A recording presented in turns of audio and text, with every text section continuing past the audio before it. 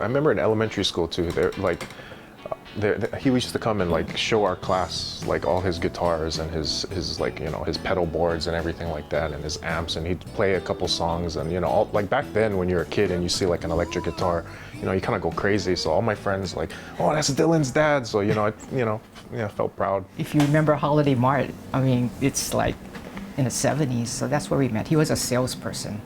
He knew how to make money, you know, for any kind of endeavor, you know, what the schools need, the band boosters, or yeah, he was anything. a PTA president of our elementary school. He was the PTSA president of our middle school. And when we got to high school, he wasn't the PTA president, but he was the band booster president. That's the whole reason why we went to Moanalua, was because of the music program that they had. So when I was a kid, he used to take me along on his gigs with him. And you know, I thought it was really cool. It's just, you know, I get to hang out with my dad and his friends and listen to him play music. And then years later, I just figured out it was just cheap labor. Yeah. You know? He always battled with his health, you know, from when he was younger. He had diabetes, and then with that disease, you just progressively get worse.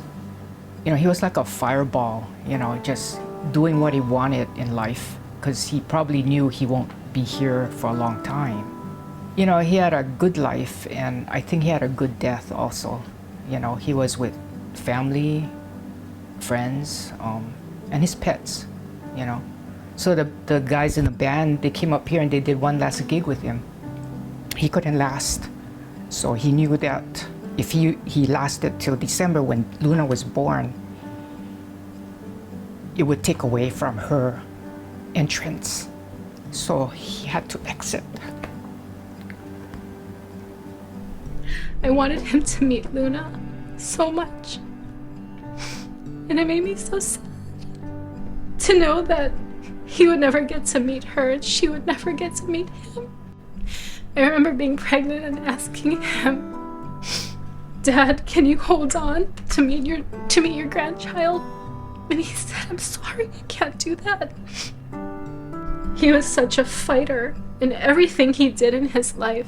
We were all kind of, that last day, we kind of knew that it was gonna happen already. For some reason, I just got up and said, I better check on him. You know, I think maybe he's gone, and sure enough, we waited for Dylan to come out and he took his last breath.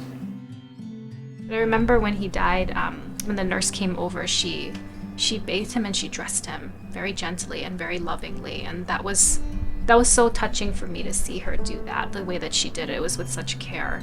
You know, being part of staff and being the one that gives the care, to be on the receiving end of it it's like, wow, you know, to me, it felt very special to have the attention and the care and just know that staff was able to come and give us the support. So we were all there at the same time with him, you know, which was kind of amazing, I guess, you know. Yeah. Special. Yeah. Couldn't really ask for anything more than that. Yeah. Yeah.